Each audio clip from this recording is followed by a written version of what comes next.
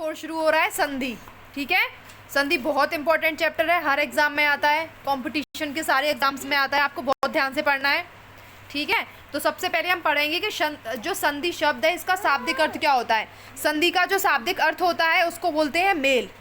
क्या बोलते हैं? मेल। परिभाषा क्या है? जब दो निकटवर्ती वर्णों के परस्पर मेल से, शब्दों की बात नहीं हो रही है इसमें, किसकी बात हो रही है? वर्णों की। जो दो शब्द हैं उनके जो आखिरी अक्षर है, पहले शब्द का आखिरी अक्षर और दूसरे शब्द का पहला अक्षर, अगर हम, तो मैंने क्या बताया अभी कि जो आपका पहला अक्षर है उसका आखिरी वर्ण और दूसरे अक्षर का पहला वर्ण, जब इन दोनों के मेल से जो परिवर्तन आता है बनने वाले नए शब्द के अंदर, उसको क्या बोलते हैं बेटा? संधि बोलते हैं। विकार का मतलब ही क्या होता है? परिवर्तन होता है। मुख्य रूप से संधि के तीन भेद होते हैं। पहली होती है स्वर संधि, दूसरी होती है व्यंजन संधि और तीसरी होती है विसर्ग संधि।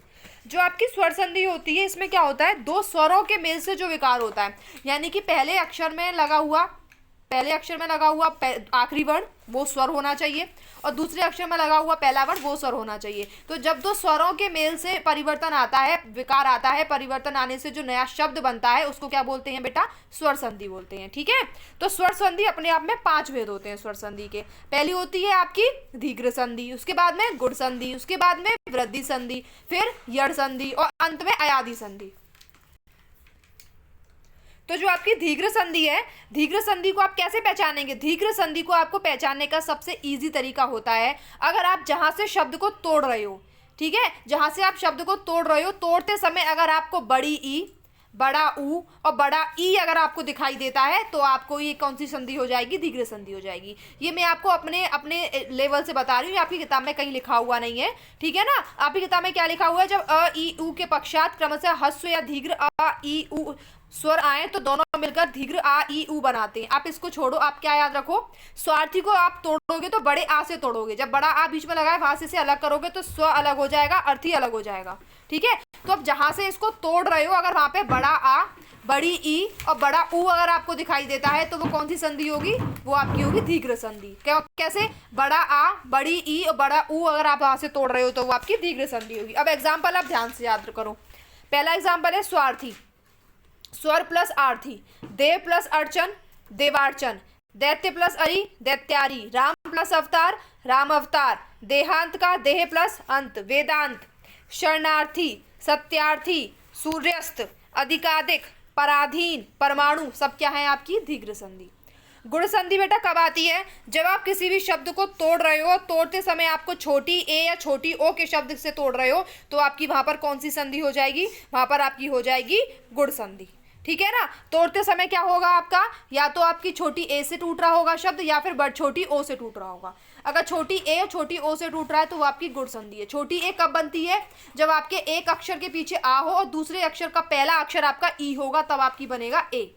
ठीक है, और अगर ये जो ए होता है छोटे आ और छोटी ई से बनता है, बड़े आ और छोटी ई से भी बन सकता है, छोटा आ और ऊ से क्या मिलके क्या बनता है? ओ बनता है। जब छोटा आ और ऊ मिल जाते हैं तो ओ बनता है, और बड़ा और ऊ मिल जाते हैं तो भी छोटा ओ ही बनता है। ठीक है ना, तो ये 4 कंडीशन है। जब भी आप आ और ई को मिलाओगे तो आपकी ए बनेगी। ठीक है ना, छोटी ए बनेगी, बड़ी ए बनेगी। ये डिपेंड करता है कि आपने छोटा आ लिया है कि छोटी ई ली है। अगर आपने बड़ा आ और बड़ी ई ली है तो आपकी बड़ी ए बनेगी। लेकिन अगर आप आ और ऊ को मिलाओगे तो क्या बनेगा? ओ बनेगा। ठीक है, क्या बनेगा? जब आ और ऊ को मिलाओगे तो आप जब गुण संधि देखोगे तो आप क्या देखोगे? जहां से आप शब्द को तोड़ रहे हो, अगर वहां पे छोटी ए या छोटी ओ है तो हमेशा आपकी वो क्या होगी? गुण संधि होगी। गुण संधि में हमेशा छोटी ए और छोटी ओ आता है बीच में। ठीक है, और वृद्धि संधि में क्या होता है? वृद्धि संधि में आप जहां से इसको तोड़ोगे वहां पर आपको बड़ी ए और बड़ी ओ दिखाई देगा। ठीक है, क्या दिखाई देगा? बड़ी ए और बड़ी ओ दिखाई देगा। अगर आप बड़ी ए और बड़ी ओ से अपने शब्द को तोड़ रहे हो, उसका संधि विच्छेद कर रहे हो, तो आपका वो कौन सी संधि हो जाएगी? वो आपकी वृद्धि संधि हो जाएगी। एग्जाम्पल देख के समझेंगे और अच्छे समझ में आएगा। अब देखते हैं यड़ संधि।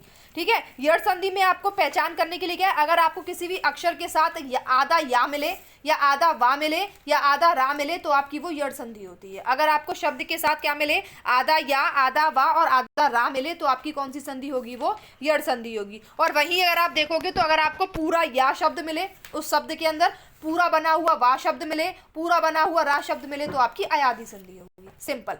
यड़ संधि आधा रा, आधा वा और आधा य, और अयादि संधि पूरा या, पूरा वा और पूरा रा, आपकी अयादि संधि हो जाती है। ठीक है ना, ये छोटे स्तर पे समझने के लिए, वैसे तो बड़े लेवल पे आपको नॉर्म्स याद करने पड़ेंगे, पर आप नॉर्म्स नहीं याद कर पाए, शॉर्ट टर्म में आपको ये याद रह सकता है।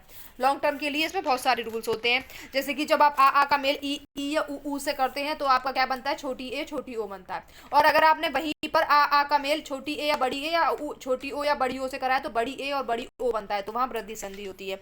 तो आपको ये याद नहीं रखना है, ठीक है, क्योंकि ये बहुत ट्रिकी हो जाता है, ठीक है। उसके बाद अगर ये अयादी संधि का रूल ये कहता है, जब आप ए या ओ का मेल किसी अन्य स्वर के साथ में करते हैं, अगर आप ए का मेल किसी अन्य स्वर के साथ करेंगे तो ए या फिर आय बनेगा, और अगर आप ओ का मेल किसी अन्य स्वर के साथ में करेंगे तो क्या बनेगा, अव या फिर आप बनेगा, ठीक है ना। ऐसे ही आपका यड़ संधि में होता है, ई का मेल अगर किसी अन्य स्वर से करेंगे तो आपका क्या बनेगा, छोटी ए बनेगा, है ना, यानी कि ए बनेगा, सॉरी य बनेगा।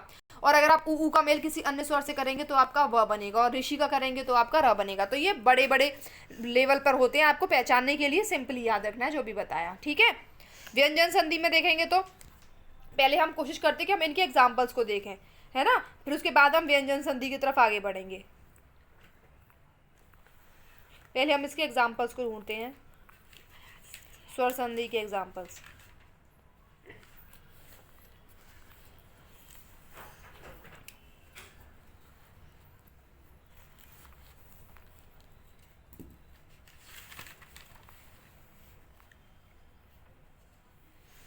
इसमें अलग से एग्जाम्पल्स नहीं दे रखे हैं, सारे एग्जाम्पल्स कंबाइन करके दे रखे हैं, तो हमें फिर व्यंजन संधि को पहले पढ़ना ही पड़ेगा, ठीक है। तो पढ़ ही लेते हैं। तो आपकी जो व्यंजन संधि होती है, जैसे स्वर संधि में दो स्वरों के मेल से होने वाले परिवर्तन को स्वर संधि कहते हैं, ऐसे ही व्यंजन संधि में दो व्यंजनों के मिलने से होने वाले परिवर्तन को क्या कहते हैं, व्यंजन संधि कहते हैं, ठीक है ना। इस वाली व्यंजन संधि की परिभाषा मैंने आपको बता दी, जब दो व्यंजनों के मेल से या फिर एक स्वर या एक व्यंजन हो, अगर दोनों स्वर हैं तो स्वर संधि हो जाएगा, लेकिन या तो दोनों व्यंजन हो या एक स्वर या एक व्यंजन हो तो आपकी व्यंजन संधि होती है वहाँ पर। पहला रूल क्या होता है, आपको छोटे बड़ा आते हैं, आपको छोटे बड़ा आने चाहिए। अगर आपको नहीं आते हैं तो आप पहले छोटे बड़ा याद करें, सीखें, उसके बाद इस चैप्टर को पढ़ें, ठीक है।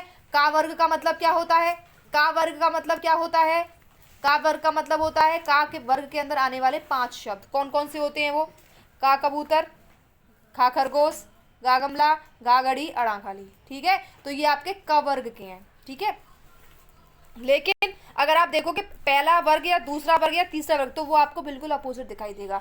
आपको उसके लिए क्या करना पड़ेगा, पहले एक पेपर लेना पड़ेगा, उस पर आपको क से लेकर के ज्ञान तक के अक्षर लिखने पड़ेंगे, क से ज्ञान नहीं तो ना तक के, ठीक है। उसके बाद आप ऐसे उनको इस तरीके से लिखोगे, वर्टिकल में लिखोगे, फिर आप हॉरिजॉन्टल बॉक्स बनाओगे। तो पहले बॉक्स में जो आएगा वो पहला वर्ग होगा, दूसरे बॉक्स में आएगा वो दूसरा वर्ग होगा, तीसरे बॉक्स में जो आएगा वो तीसरा वर्ग होगा। तो उसी के मुताबिक जो पहला वर्ग के वर्ण होते हैं, पहले वर्ग के वर्ण का मतलब क्या होता है, पहले वर्ग के अंदर आता है का चट तप, यानी का कबूतर, चा चम्मच, टा टमाटर, ता तरमूज और पापन, पा पतंग, ठीक है। तो कचट तप जो होता है ना आपका, ये आपका पहले वर्ड के अंदर आता है। और अगर आप इन कचट तप के मेल से अंतस्वस्थ बनाते हैं, तो अगर आपका पहले अक्षर में कचट तप होगा तो जब आप इनको बदलोगे, यानी कि जब आप इनका संधि बनाओगे, विच्छेद के बाद में इन्हें जोड़ने के बाद में संधि बनाओगे, तो ये का शब्द है ये बदल जाएगा गा में, चा शब्द बदल जाएगा आपका जा में, टा शब्द बदल जाएगा डा में, ता शब्द बदल जाएगा दा में, और पा शब्द बदल जाएगा बा में, ठीक है। उदाहरण देखो, जैसे कि दिंगत, दिंगत को तोड़ोगे तो दिक प्लस अंत, दिग्गज को तोड़ोगे तो दिक प्लस गज, वागीश को तोड़ोगे तो वाक प्लस ईश, दिग्विजय को तोड़ोगे तो दिक प्लस विजय, दिग्दर्शन को तोड़ोगे तो दिक प्लस दर्शन, दिगंबर को तोड़ोगे तो दिक प्लस अंबर, है ना, वागता को तोड़ोगे तो वाक प्लस दत्ता, ऋग्वेद को तोड़ोगे तो ऋक प्लस वेद, ठीक है। तो ये आपका क्या है, व्यंजन संधि का पहला एग्जाम्पल है। दूसरा है कि अगर आपका पहला अक्षर जो है, पहले वर्ण का पहला अंतिम जो अक्षर होता है पहले वर्ण का, वो कचट तप है, लेकिन उसके बाद वाला जो अक्षर है वो पांचवें वर्ण का है, पांचवें वर्ण का जो होता है वो वाला है, यानी कि अनुनासिक वर्ण से संबंधित है। तो उसमें क्या हो जाएगा कि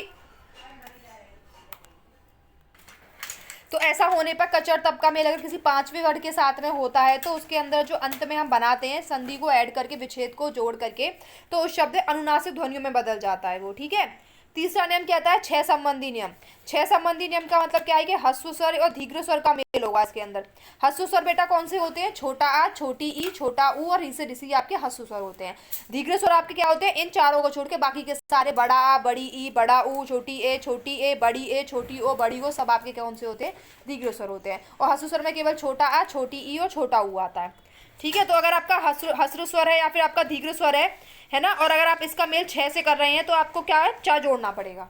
ठीक है ना। अगर आपका 6 आ रहा है जोड़ने के बाद में, तो आप उसका संधि विच्छेद करोगे तो उसमें आपको च जोड़ना पड़ेगा। जैसे कि संधि छेद को आप तोड़ोगे तो संधि प्लस छेद हो जाएगा। ठीक है। अनुच्छेद जो होता है अनु प्लस छेद होता है। परिच्छेद में परि प्लस छेद, चा जुड़ जाएगा। लक्ष्मी प्लस छाया में लक्ष्मी छाया। छत्र प्लस छाया में छत्र छाया। विच्छेद में वे प्लस छेद। यानी कि अगर आपका छ जुड़ रहा है तो आप छ के साथ जब उन्हें जोड़ के बनाओगे तो छोटा चा जुड़ेगा उसमें, ये नियम कहता है। ठीक है। स्वच्छंद में स्व प्लस छंद। व्यच्छाया में व्रज प्लस छाया। आच्छादन में आ प्लस छादन। ठीक है। तत्संबंधी नियम क्या है? तत्संबंधी नियम ये कहते हैं कि अगर आपका अक्षर चा और छा है तो आपका च में बदलेगा। अगर आपका अक्षर ज या झ होगा तो जा में बदलेगा। ट और ठ होगा तो टा रहेगा। ड और ढ होगा तो ड रहेगा। ल होगा तो लई रहेगा। ठीक है। और अगर आपका ता है, उसके बाद अगर शा शलगम लगा हुआ है, पहले शब्द के अंत में ता लगा हुआ है और दूसरे शब्द की स्टार्टिंग में अगर शा लगा हुआ है, वो भी शा शलगम वाला शा, तो आपका जो ता होगा वो चा में बदल जाएगा और जो आपका श होगा वो छ में बदल जाएगा। जो आपका ता तरमुज होगा वो चा चम्मच बदल जाएगा। जो आपका शा शलगम होगा वो आपका छा छाता में बदल जाएगा। लेकिन अगर ता के बाद हा लगा हुआ है तो आपका ता जो है वो दा दवा में बदल जाएगा और हा जो होगा वो दा धनुष में बदल जाएगा। ठीक है। तो पहले वाले में ता छा में, ता जो होता है वो चा में बदल जाता है और आपका श होता है वो छ बदल जाता है। दूसरे वाले में त और ह के साथ में क्या होता है, त आपका द में बदल जाता है और ह आपका दा धनुष में। दोनों धा आ जाते हैं, दा दवाद वाला और दा धनुष वाला। ठीक है। अगर आपका उसमें धा के साथ में हो रहा है तो आपका दा दवाद और दा धनुष आ जाएगा। लेकिन अगर आपका जो हो रहा है वो आपका श के साथ हो रहा है तो आपका क्या आएगा, च और छ आएगा। लास्ट वाला नियम है कि अगर आप किसी भी शब्द के अक्षर में म लगा हुआ है तो आप उन्हें तोड़ेंगे तो आप नासिक के व्यंजन का यूज करेंगे, जो कि आपकी सारी अड़ा खाली होती है। एंड वाले दो होते हैं ना और मा। ठीक है। इनका रूप बदल जाता है। अब आपको देखने हैं एग्जाम्पल जो बहुत इंपॉर्टेंट है। परिमाण, परिमाण में क्या हो जाएगा, अभी हमेशा आप देखना जो भी अड़ा खाली वाले शब्द होते हैं, जैसे कि अड़ा खाली में 5 अड़ा खाली आती हैं, है ना, उन 5 अड़ा खाली का शब्द होगा तो हमेशा वो हो जाए ना में बदलेगा। अगर आप उनका संधि विच्छेद करोगे तो कभी भी वो अड़ा नहीं रहेगा। परिमाण होता है वो अड़ा खाली वाला परिमाण हो जाता है। नश प्लस न होता है कृष्ण हो जाता है। कृष्ण का संधि विच्छेद नश प्लस न होता है, किसी को नहीं पता होगा। बच्चे क्या कर देते हैं, क्र प्लस न कर देते हैं। क्र प्लस न नहीं होता है, नश प्लस न होता है। ठीक है ना। सा सरकोंठ का सा होता है। ठीक है ना, बिना स्वर के, इसलिए हलंत लगा हुआ है। तो नश प्लस न को ही कृष्ण कहते हैं। ये वाला जो ना ही अड़ा खाली वाला है, कहीं पर भी अड़ा खाली वाला ना संधि विच्छेद में नहीं दिखेगा, हमेशा उसकी जगह पे ना दिखेगा आपको, ना नल वाला ना दिखेगा। तो कृष्ण को कैसे करते हैं, नश प्लस न, क्या बोलते हैं, नश प्लस न, कृष्ण को बोलते हैं। ठीक है। उसके बाद में परिमाण कैसे बोलते हैं, परि प्लस नाम। शोषण कैसे बोलते हैं, शोष प्लस अन, शोष प्लस अन। शोषण का संधि विच्छेद शो से नहीं हो। अगर तुमने ओ से कर दिया संधि विच्छेद तो वो आपकी कौन सी संधि हो जाएगी, वो आपकी हो जाएगी गुण संधि। आप ओ से नहीं कर सकते संधि विच्छेद। ठीक है। व्यंजन से ही करना पड़ेगा। तो आपका इसका शोषण क्या हो जाएगा, शोष प्लस न। कृष्ण का क्या होगा, नश प्लस न। नश प्लस न आपका कृष्ण का होता है। विष्णु का क्या होगा, विष प्लस नु। ये वाला डा वाला ना नहीं होगा, डा वाला ना न में बदल जाता है, तो विष प्लस नु। प्रमाण का प्र प्लस मान, प्र प्लस मान, क्योंकि आप मां से नहीं तोड़ोगे, बड़े या से तोड़ोगे तो वो आपकी दीर्घ संधि हो जाएगी। तो प्र प्लस मान। ठीक है। वे विष प्लस नु, विष्णु का। नश प्लस न, कृष्ण का। त्रश प्लस ना, तृष्णा। भूषण का भूष प्लस अन, है ना। हमेशा सा सरकोण, सा सरकम, सा सपेरा इधर की साइड में ही आएंगे। तो भूषण में आप भू प्लस न नहीं करेंगे। अगर आपने ऐसा करें तो दीर्घ संधि बन जाएगी, तो आप क्या करेंगे, भूष प्लस न करेंगे। ठीक है। ऋण में क्या हो जाएगा, रे प्लस न हो जाएगा। भरण में क्या हो जाएगा, भर प्लस न हो जाएगा। किंतु में किम प्लस उ, क्योंकि जो अंकी बंदी है ना, अंकी बिंदी जो है, अंकी बिंदी को आप तोड़ेंगे तो बिंदी की जगह पे म लगेगा, तो क्या हो जाएगा, किम प्लस तू। किंतु को क्या हो जाएगा, किम प्लस तू। ठीक है। हरण का क्या होगा, हर प्लस न, है ना, ये वाला ना अलग ही रहेगा, तो हर प्लस न, किम प्लस तू। किंतु का क्या हो जाता है, किम प्लस तू। नियम 5वां क्या कहता है, 7वां क्या कहता है, अगर आपका कहीं पे शा आपको दिखे, सा सरपेरा दिखे, सा सलगम दिखे, ठीक है, तो सा व्यंजन से पहले अगर आ और ई होगा तो आपका श जो होगा वो सा सरकोट में बदल जाएगा। अभिषेक को तोड़ रहे हो तो सा सरकोट कैसे बदला, सा सपेरा में। जहां जहां सा सपेरा होगा वहां पे कौन सा सा आ जाएगा, तिरछी वाला सा, यानी कि सरकोट वाला सा। अगर आप संधि विच्छेद कर रहे हो वहां पे अगर आपको सा सपेरा दिख रहा है तो आप जब संधि को जोड़ के नया शब्द बनाओगे तो उसमें हमेशा आपको सा सपेरा नहीं, कौन सा शाह दिखेगा, आपको दिखेगा सा सरकोट वाला शाह, लेकिन वो शाह जो इधर की साइड ही होना चाहिए, राइट साइड में। तो अभी प्लस शेख का अभिषेक, निषेध में नी प्लस शेद, तो निषेध में जो निषेध होगा लेकिन सात सरकोट की जगह पे सात सपेरा यूज होगा। सात सरकोट हमेशा बने हुए शब्द में यूज होता है, सपेरा जब तोड़ा हुआ शब्द होता है उसमें यूज होता है। तो निषेध में ने प्लस शेद, अनुषंगी में अनु प्लस संगी, सुषुप्ति में सु प्लस सुप्ति, ठीक है। आपका विषम में भे प्लस सम, सरकोट की जगह पे हर जगह सपेरा लगा हुआ है। सुषमा में सु प्लस समा, ठीक है। अब बची है एंड वाली विसर्ग संधि। दो संधि के टाइप खत्म हो चुके हैं। एंड की वाली कौन सी बची है आपकी? बची है सिर्फ और सिर्फ एक, वो है विसर्ग संधि।